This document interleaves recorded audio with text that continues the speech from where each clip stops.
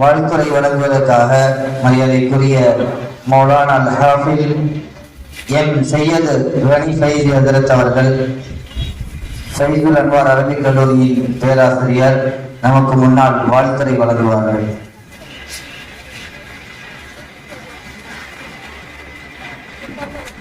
அஸ்ஸலாமு அலைக்கும் வரஹ்மத்துல்லாஹி வபரகாத்துஹு.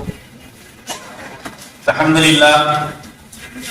அன்னை அலிமா மகளிர் கல்லூரியுடைய 5வது ஆண்டு நிறைவு விழா, 3வது ஆண்டு பட்டமளிப்பு விழாவுக்கு தலைமை ஏற்று சிறப்புடன் நடாத்தி கொண்டிருக்கக்கூடிய இம் அரபி மதரசாவினுடைய தலைவர் மதிப்புக்குரிய அமானுல்லா ஹாஜியார் அவர்களுக்கும், இன்னும் முன்னிலை வகித்துக் கொண்டிருக்கக்கூடிய மரியாதைக்குரிய மக்தும் ஹாஜியார் அவர்களுக்கும், இன்னும் இதை அழகிய முறையில் 2 நாட்களாக ஒருங்கிணைத்துக் கொண்டிருக்கக்கூடிய அன்புக்குரிய சகோதரர் அமானுல்லா உஸ்தாத் அவர்களுக்கும், மற்றும் இங்கே பகிர்ந்து கொண்டிருக்கக்கூடிய அனைவர்களுக்கும் இஸ்லாத்தின் தானியான சலாத்தினை பகிர்ந்தவராக ஒரு சில வார்த்தைகளை உங்களுக்கு முன்னால் நான் கூறுகின்றேன். சரியா ஷஅபான் மாதம் முடிய போது, இந்த ஷஅபான் மாதம் முடிந்து அடுத்த ரமலான் வருகிறது. ஒரு நாள் சஹாபாக்களுக்கு மத்தியிலே சலசலப்பு, ஒரே பரபரப்பு. என்ன சலசலப்பு பரபரப்புனா, அது பெரிய ஒரு சண்டை அளவுக்கு வந்து, இந்த வழக்கத்தை யார்கிட்ட போய் கேட்கணும், நபி அவர்கள் கூட இல்லையே, யார்கிட்ட போய் கேட்கணும் அப்படின்னு ஒரு தீர்மானம் செய்யறாங்க. யார்கிட்ட போய் கேட்டா உடனடியாக சரியான முறையிலே நமக்கு இதற்கான சட்டம் கிடைக்கும் என்று திணறிக் கொண்டிருக்கக்கூடிய சமயத்தில் சொல்றாங்க, அன்னை ஆயிஷா ரலியல்லாஹு அன்ஹா அவங்ககிட்ட போய் கேளுங்க, உங்களுக்கு உடனடியாக செய்தி தரும். நபி அவர்கள் இல்லை என்று வருத்தப்படாதீர்கள். நபி அவர்களுக்கு பிறகு இந்த சமுதாயத்தினுடைய பெண்கள் இந்த உலகத்திற்கு மார்க்க சட்டத்தை சொல்வதற்காகவே ஆயிஷா ரலியல்லாஹு அன்ஹா அவர்களை அல்லாஹ் தஆலா இந்த புவிக்கு அருட்கொடையாக அனுப்பியிருக்கிறான் என்று சஹாபா பெருமக்கள் சொல்லி அந்த நேரத்தில் இந்த செய்தி வழக்கு நேர ஆயிஷா மட்டும் போதும். அது என்ன வழக்கு அப்படின்னா, அப்துல்லாஹ் இப்னு மஸ்ஊத் ரலியல்லாஹு அன்ஹு அவங்க சொல்றாங்க, நோம்பு திறக்கும் போது டயம் வந்த உடனே நோம்பு திறந்துடணும். அப்துல்லாஹ் இப்னு மஸ்ஊத் ரலியல்லாஹு எவ்வளவு பெரிய அறிவு கடல் என்று நமக்கெல்லாம் தெரியும். அபூ மூஸா அஷ்அரி ரலியல்லாஹு சொல்றாங்க, எப்பா நீங்க விறுவிறுன்னு நோம்பு திறந்துட்டு விறுவிறுன்னு தொழுவீங்க, அதை விட மெதுவாக நோம்பு திறந்துட்டு மெதுவா தொழ போறதா சிறந்தது. அப்போ சீக்கிரமாக நோம்பு திறந்து சீக்கிரமாக தொழ வேண்டும் என்று அப்துல்லாஹ் இப்னு மஸ்ஊத் ரலியல்லாஹு அன்ஹு கூறுகிறார்கள். அதே சமயத்துல மெதுவா நோம்பு திறந்துட்டு மெதுவா தொழ போகணும்னு அபூ மூஸா அஷ்அரி ரலியல்லாஹு அன்ஹு கூறுகிறார்கள். இப்பவும் 55 வருஷமா இந்த சண்டை தான். அல்லாஹும்ம லக்க சுந்து சொல்லவே வேண்டாம், சீக்கிரம் நோம்பு தோற வாப்பா, நோம்பு கஞ்சிய குடி, வடை சமசா அடிச்சு நோருக்கு. இது அந்த சட்டம் இல்ல. சீக்கிரம் நோம்பு திறக்கிறதா 10 நிமிஷம் வருவதற்கு முன்னாடி சீக்கிரம் நோம்பு திறக்கிறது அல்ல.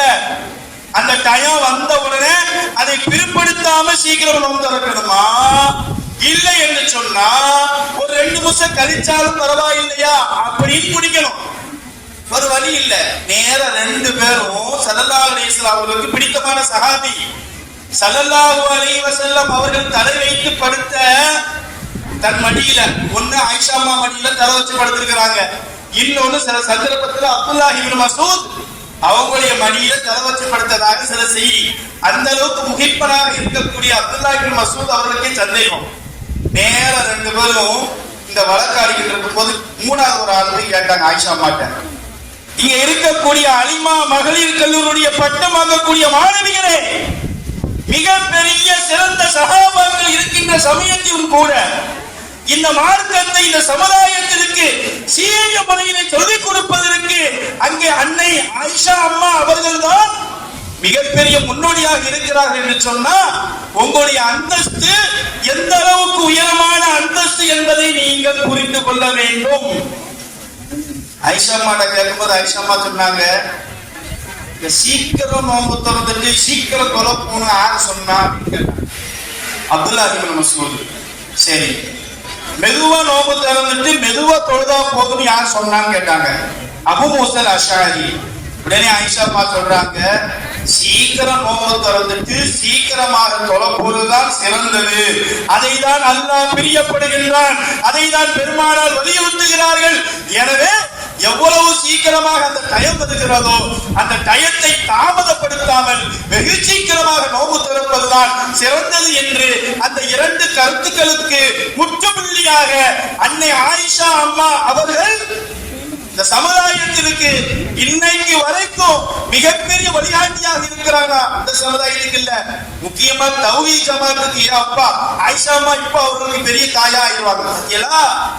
சீக்கிரம் செய்யணும், நோம்பு திறக்கணும். எப்போ? 5 மணிக்கு. நீங்க 5 மணிக்கு திறக்க வாப்பா. சீக்கிரம் திறக்கிறது என்றால் எப்போ? டயம் வந்த உடனே. இப்ப நாங்க என்ன சொல்றோம் அப்படின்னா, பெரும் பெரும் சஹாபாக்கள், அப்துல்லாஹ் இப்னு மஸ்ஊத் மிகப்பெரிய அறிவுக்கடல், அபூ மூஸா அஷ்அரி மிகப்பெரிய அறிவுக்கடல்.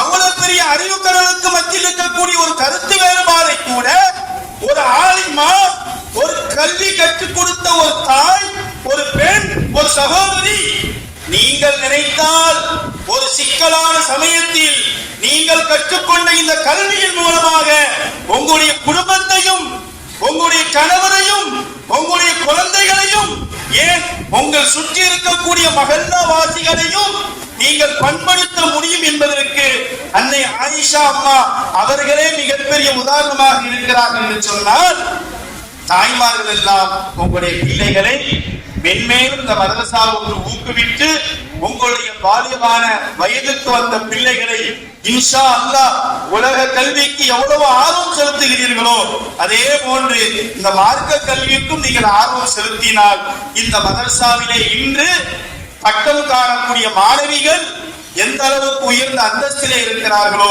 அதே போன்று அல்லாஹ் தஆலா மறுமையிலும் அவர்களுக்கு மிகப்பெரிய ஒரு அந்தஸ்தை கொடுப்பானாக. ஹஜ்ரத் சொன்னாங்க, அன்னை அலிமா மதரசாவினுடைய இந்த பட்டமளிப்பு விழாவிலே வாழ்த்துரை தெரிவிக்க வேண்டும் என்று சொன்னார்கள். பெரிய ஒரு சந்தோஷம் என்னன்னா, அன்னை அலிமா மதரசா இங்க மட்டும் இல்ல, சொரண்டையில 2 ஆண்டு முடிந்து விட்டது. 2 ஆண்டு முடிந்து 3வது ஆண்டு இன்ஷா அல்லாஹ் வரக்கூடிய வருடம் துவங்க இருக்கின்றது. எந்த அளவுக்கு என்று சொன்னா, இங்க இந்த விதை, இந்த வித்து மிகப்பெரிய விருட்சம் அடைந்து கொஞ்சம் கொஞ்சமாக ஒவ்வொரு கிராமமாக, ஒவ்வொரு நகரமாக சென்று இந்த சமுதாய மக்களுக்கு ஒளிச்சுடராக இருக்கிறது என்று சொன்னால், அதற்கு மிகப்பெரிய ஒரு காரணத்தை அல்லாஹ்வுடைய கிருபையினால் அமானுல்லா ஹாஜியாருடைய தாயார் அலிமா அம்மா அவர்களை நான் பிற்காலத்தில் தான் பார்த்திருக்கிறேன். அவர்கள் எந்த செய்தியை சொன்னாலும் காது கொடுத்து பக்கத்தில் வைத்து நெருங்கி சொல்லுங்கள் என்று அந்த இயலாமை சமயத்தில் சொல்வார்கள். ஆனால் அவருடைய கண் சார்பானது, அவருடைய நாவும் இறைவனை எப்பொழுதுமே குர்ஆனை உதித்துக் கொண்டே இருக்கும், எப்பொழுதுமே குர்ஆனை ஓதிக்கொண்டே இருப்பார்கள், எப்பொழுதுமே திக்ர் செய்து கொண்டே இருப்பார்கள். இந்த பணி இந்த பெண்ணான அலிமாவோடு முடிந்துவிடக் கூடாது. என்னை போன்று அலிமா அல்ல, ஆலிமாவாக ஒவ்வொரு பெண்களும் ஆக வேண்டும். நான் அலிமா, என்னை போன்ற பெண்கள் ஆலிமாக ஆக வேண்டும் என்ற அந்த ஒற்றை கனவை தன்னுடைய மகனாரோடு கஅபத்துல்லாவிலே கரம் ஏந்தி, யா அல்லாஹ், யா அல்லாஹ், என்னுடைய மகனார் அமனா அல்லாஹ்க்கு நீ மிகப்பெரிய செல்வத்தை கொடுப்பாயாக, இந்த மார்க்கத்திற்காக உதவக்கூடியதை நீ கொடுப்பாயாக. நான் மிகைப்பாக சொல்லவில்லை, உண்மையான செய்தியை சொல்லுகின்றேன். கடந்த இதே இந்த ஆண்டு விழாவிலே கண்ணியத்திற்குரிய ஹஜ்ரத் இப்ராஹிம் ஹஜ்ரத் அவர்கள் சொன்னார்கள், ஏனென்றால் அவர்களோடு ஹஜ்ஜுக்கு சென்றார்கள்.